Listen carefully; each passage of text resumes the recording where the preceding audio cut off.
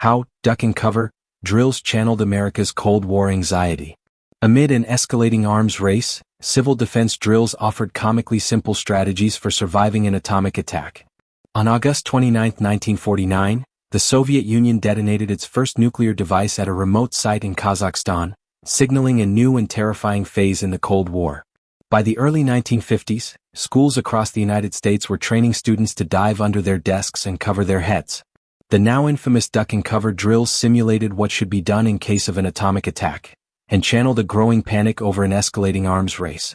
During this period, the United States is suddenly having to really reckon with the fact that it is not the only nuclear power out there anymore, says Alex Wellerstein, a historian of science and nuclear weapons and professor at the Stevens Institute of Technology.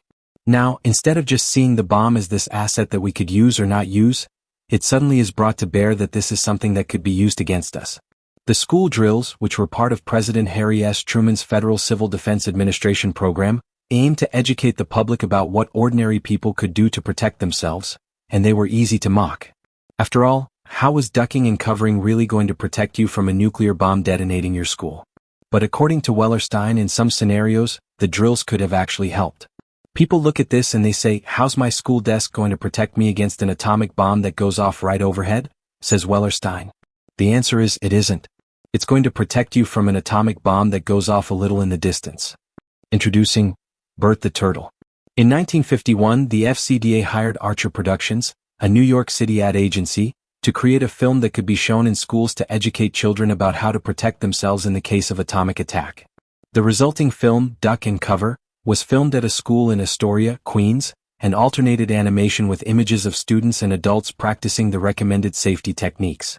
As cheery music played, the film's animated hero, Bert the Turtle, is shown dropping to the ground, duck, and retreating into his shell, cover, after an explosion. An atomic attack in the film is presented as one more danger children could learn to protect themselves against, similar to fire, automobile accidents, and even a bad sunburn. In the case of an attack, the film instructs students to make like Bert, duck under tables or desks or next to walls and tightly cover the back of their necks and their faces. If they were out and about and didn't know the nearest safe location, they were told to ask the nearest adult, and to always obey the civil defense workers tasked with ensuring their safety. Duck and cover, intent, warn not frighten. Today's viewers may well react negatively to Duck and Cover and its jarringly pleasant, light tone. But in the early 50s, most Americans knew little about what actually happened when an atomic bomb exploded, and the idea was to warn but not frighten the school children taking part in the drills. Historian Joanne Brown writes of how teachers in Detroit sang songs, told stories and played records while the children were in the refuge area, while a teacher in Newton, Massachusetts, decorated the school bomb shelter as a reading den. The juxtaposition of that kind of imagery, let's read a book and tell stories, with the horrors of an atomic bomb, this leads a lot of people then and now to say, I don't think this is going to work, says Wellerstein. Why duck and cover strategies could have worked.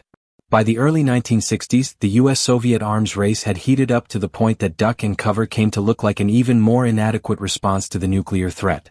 In 1961, the Soviets exploded a 58-megaton bomb dubbed Tsar Bomba, which had a force equivalent to more than 50 million tons of TNT, more than all the explosives used in World War II. To confront the growing nuclear threat, the focus of U.S. civil defense had moved on to the construction of fallout shelters, which the FCDA, by now renamed the Office of Defense Mobilization, recommended as the next step in protection against a possible nuclear disaster. On the heels of the Sputnik flight in 1957, motivated lawmakers passed the National Defense Education Act, underlining the perceived importance of America's schools in the battle for Cold War supremacy. But in the early 50s, when duck and cover drills were in use, they might have helped. Duck and cover was about mitigating a very specific type of threat, which is to say what the Soviet Union had at the time, Wellerstein explains. In the early 50s, the Soviets didn't have many atomic bombs, and those they did have were, basically of the same kind as were used in World War II. Not the most advanced kind, and definitely not the largest kind that they would later get. Duck and cover legacy. Another key criticism of duck and cover focused on the intent behind it, what many people saw as the government's way of sanitizing nuclear weapons and making people complacent and accepting of the new status quo.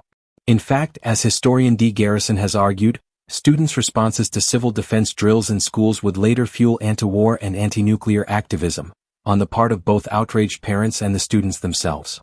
People who today talk about doing duck and cover drills talk about being terrified by them, Wellerstein points out. They talk about them really hammering home that this stuff is real, and that the world is a really disturbing place.